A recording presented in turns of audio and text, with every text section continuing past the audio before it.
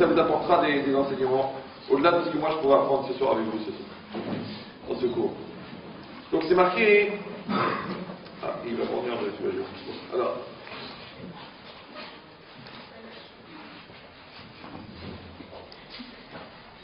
C'est marqué dans la Gemara dans Brachot, d'Aflamet Gimel, sur le passage quel Deot Hashem. Quel Deot Hashem. Deot, Da'at, c'est la conscience, la maturité, la volonté. Elle est placée entre deux noms d'Hachem. Quel, Aleph Lamed, c'est un nom d'Hachem, et Hachem Yudkevake. Elle dit pourquoi est-ce qu'on a placé le Da'at entre les deux? Alors elle dit la Gemara, Gdolat De'a Shenitna Betshte Otiot. Elle est grande, la De'a, elle est grande la conscience, qui est placée entre deux noms d'Hachem. Et celui qui a le da'at, qui a la conscience, qui a la maturité, qui a l'intelligence, c'est comme si on avait construit le temple de son vivant. Alors on dit pourquoi? Quand quelqu'un voyait le temple, il ne pouvait pas avoir de doute que Dieu existe.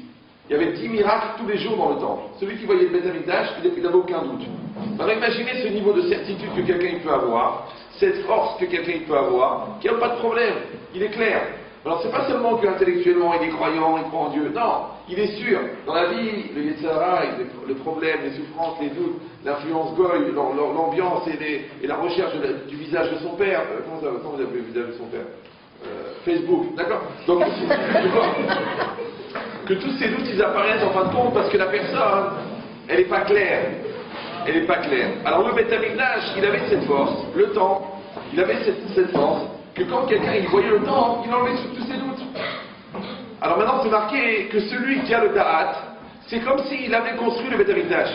C'est-à-dire nous essayons de comprendre tous les gens que vous admirez, tous les gens que vous trouvez super extraordinaires, intelligents, matures, tous les super-héros que vous avez dans la tête, c'est des gens qui ont le Da'at. En vérité c'est ça. Oui. Bon, les goïms ils ont remplacé ça par les biceps et les pectoraux. Mais en vérité, nous on sait que c'est une assise mentale, c'est une force d'affirmation, c'est une clarté dans la vie, c'est une joie, une sérénité qui ne va pas se démonter à chaque événement. Encore une fois, imaginez tous les gens que vous admirez dans la vie, ce sont des gens qui ont le da'at. Pour ça, il marqué Kol Michesh Bo Da'at.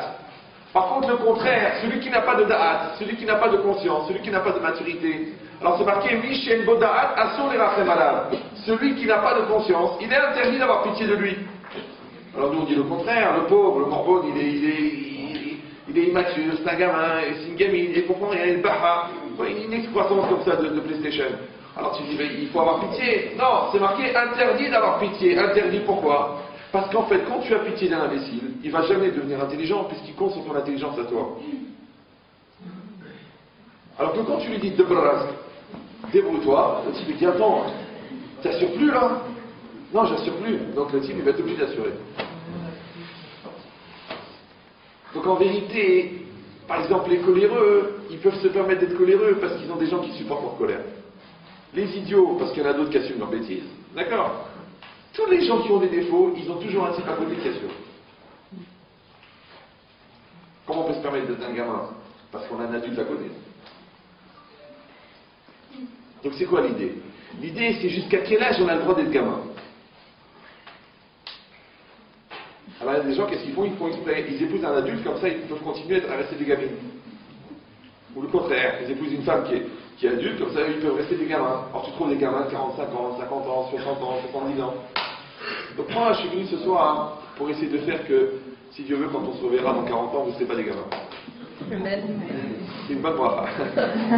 Donc, non, je dis tout de suite, c'est pas gagné. Bon, alors.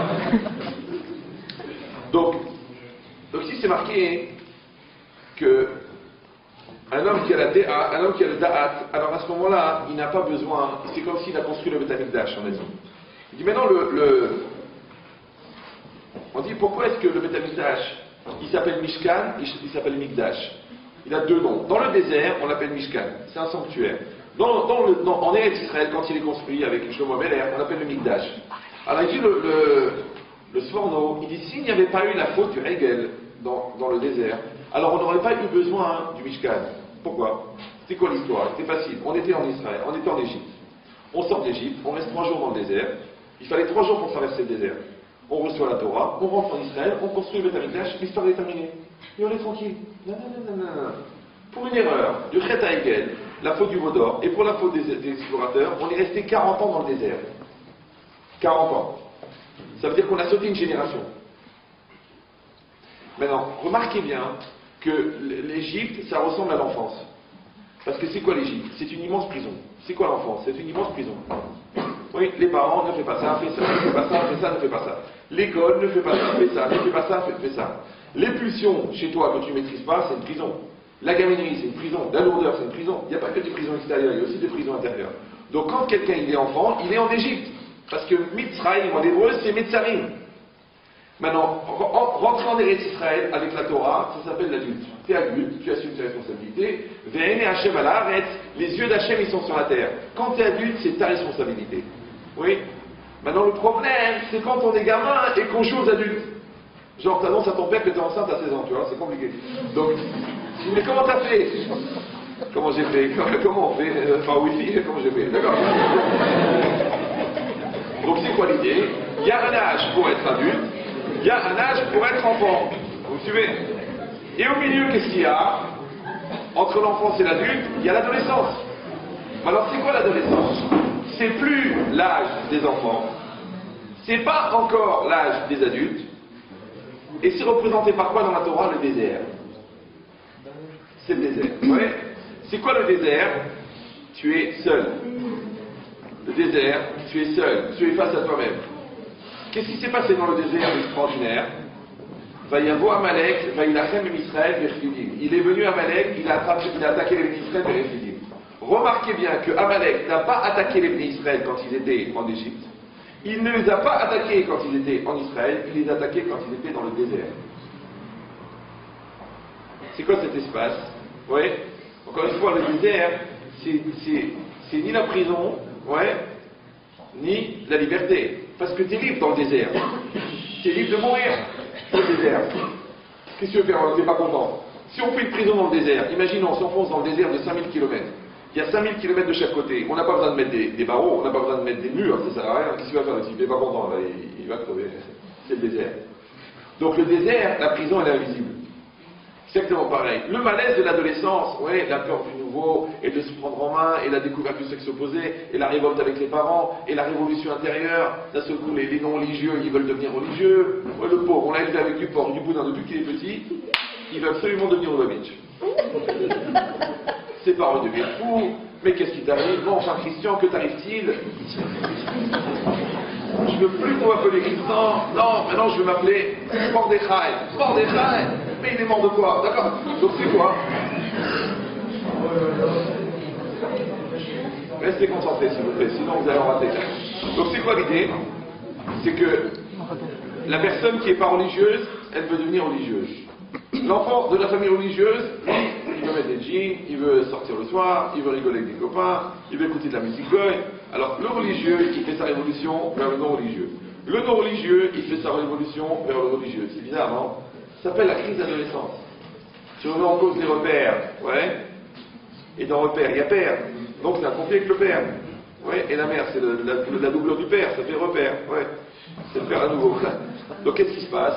C'est la crise d'adolescence, c'est normal. Maintenant, où elle se passe? Dans le désert. Comment on dit désert en hébreu? Midbar. Midbar, c'est les mêmes lettres que Medaber. Imagine-toi que l'adolescent, il n'arrive pas à parler avec ses parents. Medaber, c'est parler. Donc il faut que l'adolescent, il se force à parler avec ses parents. Et il faut que les parents, ils se forcent à parler avec l'adolescent. Maintenant, tu n'as pas envie de parler avec quelqu'un qui est à l'âge bête, qui te fatigue, qui est renvoyé une troisième fois de toutes les écoles. Tu as les nerfs, tu n'en peux plus, oui, il te triche, il ment, il embrouille. Il raconte des histoires, il te fait dans le dos, il te vole de l'argent. Tu dis, mais j'ai envie de mourir. Donc toi, tu n'as pas envie de parler. Lui, il n'a pas envie de parler. De toute façon, mes vieux, ils ne comprennent pas. Et puis, ils savent pas, ils n'ont jamais écouté ça, ils n'ont jamais fumé ça. Comment ils vont comprendre? Donc les enfants sont convaincus que les parents ne les comprennent pas. Les parents sont convaincus que les enfants ne les comprennent pas. C'est le désert. C'est le désert du Médabère. C'est le Midbar. Donc il faut faire l'inverse. Il faut être Médabère. Ouais. Et si tu dis j'arrive pas à lui parler, on ne fait pas le dealer, lui il va lui parler. Donc il faut lui parler. Donc c'est quoi l'idée? C'est que c'est dans le désert que Amalek il a attaqué. Comment c'est marqué dans le Passouk? C'est marqué Vayavo Amalek, il est venu Amalek, Vailachem im Israël Berfidim. Et il a fait la guerre avec les Israël Berfidim. Alors Rephidim, c'est un endroit qui s'appelait Rephidim. Alors le Midrash il dit Amar Rabbi Yehuda, Amar Rabbi Yoshua, il dit Lama Nikra Refidim. Pourquoi ça s'appelle Refidim? Chez Rafou Yedehem Midivre Torah. Ils se sont affaiblis des paroles de la Torah. C'est quoi Rafouille? Rafouille c'est faible, d'accord? Alors là on a un problème. C'est marqué qu'Amalek a attaqué les Israël à Refidim. Donc c'est un endroit qui s'appelait Refidim. Il aurait pu s'appeler Saint-Étienne ou la Duchère, mais il s'appelait Refidim. D'accord? C'est bon? Maintenant, il vient Rabbi Yoshua, il vient, il dit, tu sais, pourquoi on l'appelait Refidim? Parce que c'est un endroit où les Béné Israël se sont affaiblis. Refidim, Milachon Rifouille, comme ils se sont affaiblis dans la Torah, donc Amalek les a attaqués. Alors moi je vous pose une question idiote, d'accord? Au pire, un langage que moi. Je comprends pas. C'est un endroit qui s'appelait Refidim, et par hasard, Amalek les a attaqués à cet endroit-là qui s'appelait Refidim, ou c'est un endroit qui s'appelait Mantes-la-Jolie, oui? Mais la Torah l'a appelé Refidim parce qu'ils se sont affaiblis dans la Torah. Sentez la question là. Alors je vous dis un secret, c'est entre nous. Hein. La Torah, elle raconte pas des histoires. La Torah, elle raconte le Hémet. Ouais. Maintenant, toi, tu habites ici, tu habites là-bas. Mais les noms des endroits, c'est quoi? C'est ce que tu vis dedans. Par exemple, pour les gens qui habitent la région parisienne, tu dis Cachan, le mec il pense au bac, parce que c'est là-bas qu'il y a le centre d'examen. Tu dis, je sais pas moi, un truc Disneyland, tu dis, il pense à quoi? Ouais. Chaque endroit, en vérité, il colle avec une certaine image. À cet endroit-là, il a rencontré sa femme. À cet endroit-là, alors Aleno, il a appris l'amour de son père. Donc maintenant, cet endroit-là, pour la vie, il est lié à ça. Donc, quelle différence entre un nom et une circonstance? C'est la même chose. Si le vécu, il s'attache aux événements. Comme les musiques, tu entends cette musique, ça te rappelle les circonstances. Maintenant, la musique, tu t'en rappelles même pas. Même les paroles, tu les connais même pas. En plus, c'est du anglais. Mais pour toi, ça veut dire une certaine période, un certain événement, une certaine rencontre, une certaine déception. Donc tu vois comment les sensations elles se mélangent entre les endroits et le vécu. Et bien c'est exactement pareil. Maintenant ça veut dire quoi? Rafouille et Dehem, il a Torah. Pourquoi Amalek il les attaque à ce moment-là? Pourquoi? Alors il y a un autre moment où la Torah nous parle d'un espèce de combat comme ça. C'est marqué Vayevater Yaakov Levado, Vaye avec Ishimo. Vous connaissez tous ce passage. Moi vous l'avez étudié, si vous ne l'avez pas étudié, moi vous avez vu le film. Que Yaakov, il était avec sa famille. Et vous savez qu'il devait rencontrer Esav. Il s'est séparé de sa famille, il a séparé en deux camps, et il s'est rappelé qu'il avait oublié des petites fioles, dit la Gemara, il est retourné pour les chercher. Là-bas, il s'est fait attaquer par un homme, c'est marqué, ouais, il s'est fait attaquer, il était seul, il s'est fait attaquer par un homme. Et là-bas, il s'est battu toute la nuit. Qui c'était cet homme? Vaille avec Ishimo, oui, il s'est battu avec un homme, c'est qui cet homme? Alors là-bas, le rabbi de Bechaye et les commentaires, il dit c'est quoi Ish? Ish, ça s'écrit Aleph Yud Shin. Aleph Shin, c'est quoi? Esh, le feu. Et Yud, c'est Yud, c'est 10. En fait, le feu, c'est quoi? C'est un ange. C'est un ange de 10e niveau. C'est qui? C'est Yetzirah. C'est-à-dire, avec lui, il s'est battu, Yaakov, pendant toute la nuit, il s'est battu avec le Yetzirah. Maintenant, les commentaires, ils disent c'est qui le Yetzirah? C'est l'ange de Esav. Alors, vous savez que ce monde-ci, il existe en double. Le monde matériel, le monde spirituel. On dit Yerushalayim Shel Mata, Yerushalayim Shel Ma'ala. Pour les scientifiques, ils ont dit qu'au bout de l'univers, il y a des trous noirs. De l'autre côté des trous noirs, il y a le même monde, mais en antimatière. Là, c'est la matière, là-bas, c'est l'antimatière. Vous avez entendu parler de ça, non? Oui, non? Non. Et on va sortir, c'est toujours la yeshiva, toujours... de vos yeux. Orthodoxe. Donc, le monde, il existe en double. Chaque personne, elle existe en double. Elle est ici, elle est là-haut. Ouais. Chaque situation, cet immeuble, il existe en double. Toute la ville, elle existe en double. Tout existe en double. Maintenant, c'est quoi l'idée? C'est qu'en haut, il y a le monde en spirituel. Il y a des relations qui existent, par exemple, entre les anges qui se bagarrent. Et chaque peuple, il a un ange. Donc, il y a un ange pour je sais pas moi, pour le Cambodge, il y a un ange pour le Japon. Donc, quand vous voyez une guerre, par exemple, qui existe entre deux pays, par exemple, entre l'Iran et l'Irak, il y avait une guerre. D'accord? Eh bien, c'est la guerre, en vérité, entre l'ange de l'Iran et l'ange de l'Irak qui se bagarrent. Mais en bas, ça se reporte sous la forme du président de l'Iran et du président de l'Irak, avec le peuple de l'Iran et le peuple de l'Irak qui se bagarrent. Parce que tout ce qui se passe en bas, ça se passe en haut. Maintenant, est-ce que l'influence, elle part du bas vers le haut ou du haut vers le bas? C'est les grandes discussions qu'on peut avoir. Maintenant, c'est quoi cette guerre? Oui, c'est la guerre des anges. Maintenant, chaque peuple a un ange. Maintenant, l'ange de Esav, il dit les commentaires, l'ange de Esav, c'est Yetzirah. L'ange du Ham Israël, c'est qui? C'est qui, Gabriel? Fag? Fag, c'est pas un ange. C'est bien ça. Hein? Vous êtes au courant? Bon les gars, à partir d'un certain niveau, franchement, de vous à moi, vous êtes comme mes enfants, mais à partir d'un certain niveau d'ignorance, il faut envisager la conversion. Non, c'est pas grave, allez, on fait une phrase dessus et on avance. Alors, donc j'ai dit, là, ne le prenez pas mal, ok, c'est vrai. Donc c'est quoi l'idée? C'est qu'on a dit que chaque ange, chaque peuple, il a un ange au-dessus. Vous me suivez ou non? Donc maintenant, qu'est-ce qui se passe? L'ange devenu Israël, il n'y en a pas. C'est Hachem lui-même. Pour ça qu'on dit pas au Khata Hachem, on ne dit pas au Khata Gabriel et Ariel et Babel, on dit pas au Khata Hachem. Donc c'est quoi l'idée? C'est que l'ange devenu Israël, c'est Hachem lui-même.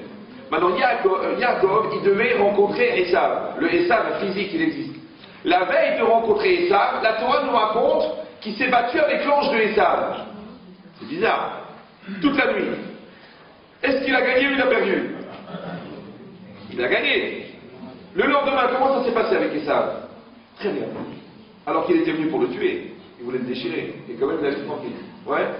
Ça veut dire qu'il avait gagné la veille, il avait gagné le combat. Le lendemain, c'était facile.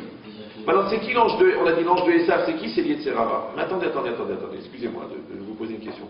Mais c'est marqué dans la Gemara de Baba Batra qu'il y a un ange qui a trois fonctions. Il s'appelle Yetzerara, Satan et l'ange de la mort. C'est le même ange qui a trois facettes, trois fonctions. Il est en même temps le Yetzerara, en même temps le Satan, en même temps l'ange de la mort. Bon, l'ange de la mort, c'est facile à comprendre. T'arrives en fin de parcours, il y a un samouraï qui vient, c'est l'ange de la mort. Le Satan, c'est quoi? C'est celui qui, à l'extérieur, propose la Avera. À chaque fois qu'il y a une Avera qui se présente devant toi, vous voyez, qu'elle soit blonde ou brune, non, c'est une bière, Ils sont graves. Donc, c'est le Satan qui la propose, parce que le Satan, il est là pour proposer la Avera à l'extérieur. D'accord? C'est pour ça que celui qui connaît son Satan, il n'a pas de surprise. La force du Satan, c'est quoi? C'est qu'il connaît tes faiblesses.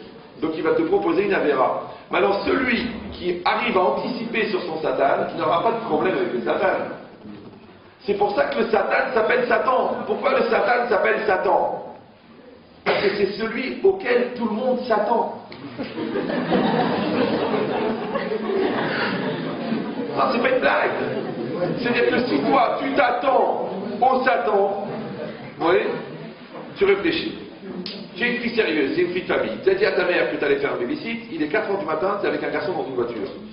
Tu crois qu'il va t'arriver quoi? Une Guémara, un Bartora, un Midrash, peut-être un Fidouche. Il va t'arriver des problèmes là. Donc toi, tu ne connais pas ton Satan. Mais alors qu'est-ce qu'il fait le Satan? Alors, il te dit, bon, tu parles pas à tes parents, ils comprennent rien. Tu parles pas aux enfants sérieux d'école, c'est des faillots. Il te reste quoi? Les ouvre. Et les patos excités. Et toi, tu es là comme ça. Ouais. Avec un H et un petit 2 sur le front, gravé, Mara au carré.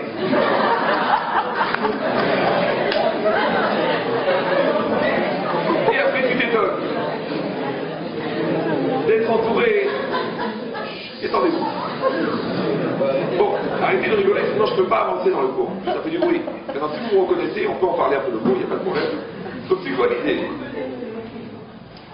C'est que, rappelez-vous que le Satan, c'est celui qui est à l'extérieur. Maintenant, la force du Satan, c'est la surprise. Donc, c'est quoi la capacité de lutter? C'est d'anticiper. Tu connais le Satan des vacances, tu connais le Satan de sortir d'école, tu connais le Satan à l'école, tu connais le Satan tu connais. Tu sais très bien que si tu fais la veille, tu fais ta dissertation la veille, tu ne vas pas avoir la même note que si tu l'as fait 15 jours avant. Mais tu l'as fait quand même la veille. Tu mets 2h30 pour préparer une anti-sèche. Et ça prend 1h15 pour apprendre la leçon. Tu ne sens pas qu'il y a un problème. Tu as fait une anti-sèche, une œuvre d'art. Tu as écrit avec une plume. Ouais.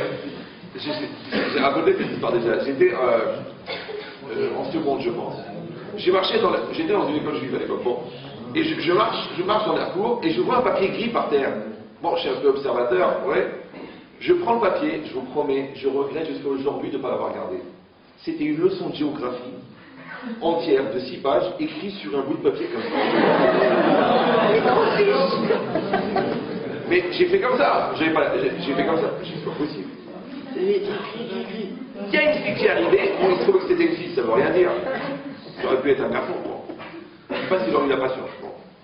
Alors, elle m'arrache le papier. Ah, c'est à moi, c'est à moi. Et moi, j'ai dit, écoute, là. Mais, qu'est-ce que c'est? Elle me dit, ben écoute, je dis, c'est quoi? Elle me dit, ben c'est le cours de géo. J'ai on a un terreau de géo, t'as préparé une anticipation, je dis, la fille, elle a dû passer tout le dimanche à faire une œuvre d'art, genre le microfilm à la main. J'ai dit, mais, ce temps-là, tu aurais pu apprendre la leçon. Combien on est prêt à faire d'efforts pour rester bref? Combien on est prêt à faire d'efforts pour ne pas utiliser son cerveau? Ne me faites pas réfléchir. C'est énorme. Je ne sais pas si vous comprenez, c'est énorme. Oui. Donc c'est quoi l'idée? Pour Brel, ça veut dire bête pour les gens qui ne parlent pas l'anglais, d'accord? Donc c'est quoi l'idée? Écoutez bien ça. Ça veut dire que, on a dit le Yetzer Hara, le Satan et l'ange de la mort, c'est un seul ange. Maintenant, on a dit l'ange de la mort, c'est celui qui fait la finalité de l'histoire. Le Satan, c'est celui qui propose la Vera. Et le Yetzer Hara, où est-ce qu'il est? Il est à l'intérieur de la personne. On est tous bipolaires. Vous voyez? À l'intérieur de nous, il y a Yetzer Hara, Yetzer Tov. On a envie de faire des grosses bêtises, et puis on a envie de faire des mitzvot. Ouais, c'est compliqué. On a envie de mentir, parce qu'on pense que c'est plus simple, et puis on a envie de dire la vérité. On regrette ce qu'on a fait, mais on n'arrive pas à se retenir de le faire. Bon, d'abord, on est compris, on est bipolaire. À l'intérieur de nous, soit Yetzer Hara, Yetzer Tov. Maintenant, si on dit que le Yetzer Hara, il est dans chaque personne, et on dit que l'ange de Esav, c'est le Yetzer Hara. Donc quand on dit que Yaakov s'est battu avec l'ange de Esav, donc Yaakov, il s'est battu avec qui? Mais vous, je sais pas ce que vous faites là. Mais c'est faux. Non, tu te manges, donc il s'est battu avec qui? Il s'est battu avec lui-même. Je ne sais pas si vous me suivez. Toute la nuit, Yaakov, il s'est battu avec lui-même. Il s'est battu avec son Yetzer Hara. Maintenant, il a gagné. Maintenant, écoutez bien ça. Ça veut dire que dans chaque combat que tu auras dans la vie, chaque examen, chaque rencontre avec un client, ton shidour, n'importe quelle épreuve que tu auras dans la vie, la veille, tu vas te bagarrer d'abord avec toi-même, et après, tu vas te bagarrer avec la réalité. Ça veut dire que le bac, tu l'as déjà réussi la veille. Ça va? Le rencontre avec le patron, tu l'as déjà réglé la veille. Si tu maîtrises ta peur, tu sais ce que tu sais, tu te prépares, tu as confiance en toi, tu as déjà gagné contre ton Yetzer Hara, l'histoire est finie. Mais qu'est-ce qu'ils font les gens? Ce qu'on appelle la flemme existentielle. Ils ne veulent pas assumer la guerre intérieure. Alors ils sont bouleversés, ils ne sont pas à l'aise, ils sont truqués, ou alors ils se la jouent, ils font genre, ils croient que continuent, ils sont intelligents. Mais après quand ils arrivent devant le patron, le mec il dit bon, alors c'est capable de quoi?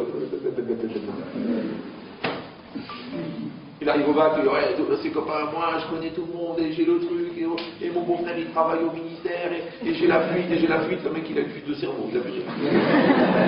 Il arrive là-bas, ah bon, le tiers-monde, mais ça devait tomber sur l'Amérique centrale. ETS, c'est une société qui distribue les fuites juste avant le bac, qui s'appelle Et ta sœur.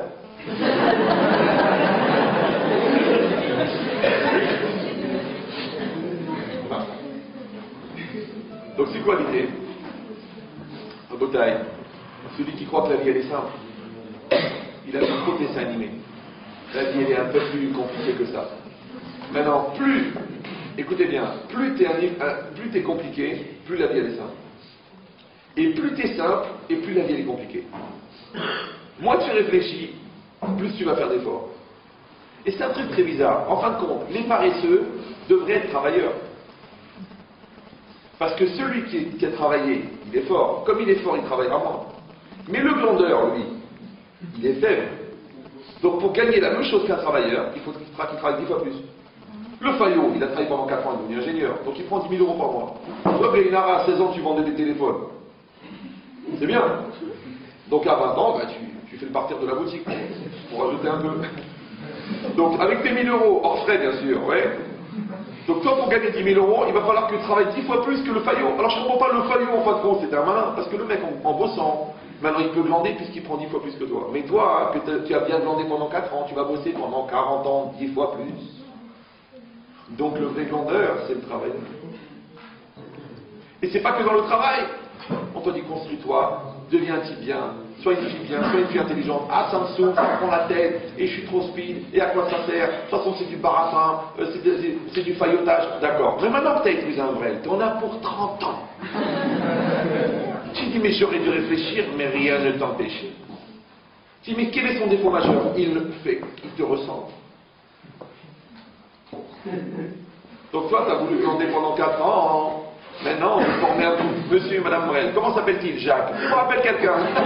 D'accord. Donc toi, tu crois que tu as gagné du temps, en vérité, tu as perdu du temps. Oui, c'est pareil. Ils veulent absolument avoir un copain à 16 ans. Et quand tu espères l'épouser, eh ben oui, si tu veux 16, 17, 18, 19, 20, 21, 22, 23, 24, 25, 26, 27, 28, il termine avocat, on se marie. Dis-moi, l'avocat, il a dû germer en 8 ans. Ça fait 8 ans qu'il est au-dessus d'un pot, avec 4 allumettes dans la tête. Tu crois qu'il ne va pas faire une racine? C'est impossible. Les gens, ils viennent chez moi, voilà, un problème de couple, on envisage le divorce, il n'y a plus de sentiments, il n'y a plus rien, d'accord? Je dis, bon, vous êtes mariés depuis combien de temps? 10 ans. Vous vous connaissez depuis combien de temps? 20 ans. 20 ans. Quel âge vous avez? 30 ans. Ah.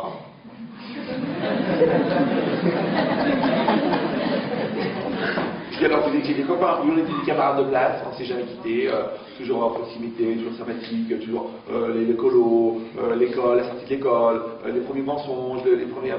Bon. Je dis alors, elle me dit, bah, aujourd'hui je n'ai plus rien, je le vois comme ça, on dirait un meuble. Bon, alors je lui pose une question. Moi, je n'ai pas le temps de recevoir les gens pendant des années, donc j'ai des questions. J'ai des décapsuleurs qui sont très puissants. Je lui dis, dites-moi madame, quand est-ce que ça a basculé de la camaraderie à l'amour? Elle m'a dit, je pensais que c'était de l'amour. Après, au mariage, je me suis rendu compte que c'était de la camaraderie. Après cette camaraderie, j'ai essayé d'en faire de l'amour, ça n'a pas marché. Donc c'est resté de la camaraderie. Et bien la camaraderie, un jour, ça s'arrête. Peut-être pas faire des enfants avec son camarade de classe. Ça fait bizarre, tu sens mal. C'est comme si tu as 5 enfants avec un colocataire. Complètement envisage le mariage. C'est pas le moment à votre taille. On fait d'abord cuire le fond de tarte et après on met la crème. Mais si tu mets la crème quand le fond de tarte n'est pas cuit, le fond de tarte il ne va jamais cuire. Il n'y a que les mamans qui ont compris. Bon. Donc c'est quoi l'idée?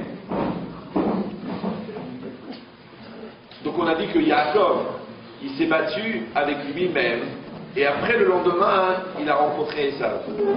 Mais ça reste, si vous retenez cette idée, elle est énorme. C'est-à-dire que tous les combats, ils se font la veille. Tout. Tu as bien préparé ton année, tu ne dois pas avoir peur. Si quand tu arrives au bac, tu fais sur toi, tu n'es pas préparé. C'est pas normal, oui. Tu t'es bien préparé au niveau de ton rendez-vous avec le patron. Tu connais bien ton produit, donc tu sais que tu vas déchirer le client. Mais si toi, rien t'as rien préparé, et bien quand tu arrives, tu paniques. En plus, c'est espagnol, donc l'espagnol par définition. Hispanique. Bon, alors, donc, j'ai besoin de détails pour savoir si vous suivez. Donc, qu'est-ce qui est marqué ici? On a dit que les Bnei Israël, ils ont été attaqués par Amalek quand ils étaient des Refidim. Refidim, c'est quoi? C'est Rafouille et des Emina Torah. Alors, c'est quoi le défaut majeur de la Torah? C'est quoi le défaut majeur de la Torah? En fait, c'est une qualité chez les Juifs et c'est un défaut chez les Goïms. Quand j'avais 16 ans, comme ça, un peu votre âge, je me bagarrais avec des élèves du Fokai, des doctorats de philo. Je leur disais, ce qui vous dérange, c'est que le peuple juif est le peuple de l'affirmation. Parce que chez les Goïms, l'affirmation, c'est un non-sens. Eux, ils disent, on tend vers la vérité, en émettant le maximum de probabilités. C'est ce qui nous permet de tendre vers la vérité. Alors que nous, on dit, on a la vérité. Ça dérange. On connaît la vérité. C'est Zéa Emet. On a la vérité. Ça dérange. Comment? Mais comment vous savez? Où c'est marqué? On a la vérité. On a la vérité. Maintenant, eux, non. Parce que si tu dis qu'on a la vérité, alors ça veut dire quoi? Ça devient du jésuitisme. Ça devient de la moralisant. Ça devient une obsession. Ça devient les talibans. Alors ils veulent pas. Alors qu'est-ce qu'ils veulent? Ils veulent l'objectivité. L'objectivité c'est quoi? Tu mets un maximum de réponses, il y en a sûrement une qui va s'approcher de la vérité. Donc c'est comme si quelqu'un par exemple, il doit tirer sur une cible. Alors qu'est-ce qu'il fait? Au lieu de prendre une seule balle dans un fusil à lunettes, une seule balle, il prend de la chevrotine. La chevrotine, il y a par exemple 400 projectiles dans une seule cartouche. Donc quand il tire, il y a 400 chances. C'est intelligent, non? Avec 400 chances, tu as plus de chances de toucher la cible qu'avec une seule. Oui, non? Oui? Oui. Sauf si la cible elle est derrière toi et que tu tires par là. Même si elle a... C'est ça le problème. Et c'est marqué ici. La force du Yetzirara, c'est quoi? On dit Ikar, Avodat, à Yetzirara, et Balbel et Tadeot. Le principal objectif du Yetzirara, c'est d'embrouiller l'esprit. Qu'est-ce qui est important? Qu'est-ce qui n'est pas important? Est-ce que c'est le moment? C'est pas le moment? Qu'est-ce qui compte? Le fric, les études, la religion, ta copine, ta sœur, le truc, le temps, les parents, les nerfs, le stress, l'avenir, la peur, le bac, les études, la religion, la culpabilité, la souffrance, la masturbation. Tu sais plus, t'as la tête déchiquetée. Il a gagné. Il a gagné. C'est ça qu'il voulait. C'est comme la chevrotine. Lui, son travail, il t'embrouille. La Torah, c'est le contraire. C'est très clair.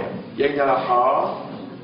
Ouais, c'est très clair. C'est posé, c'est écrit, c'est net. Ça fait 3000 ans que c'est marqué. T'es d'accord, t'es pas d'accord. T'as le droit d'étudier, t'as le droit de contredire, t'as le droit de dire qui a dit, je suis pas d'accord. Tu peux le faire.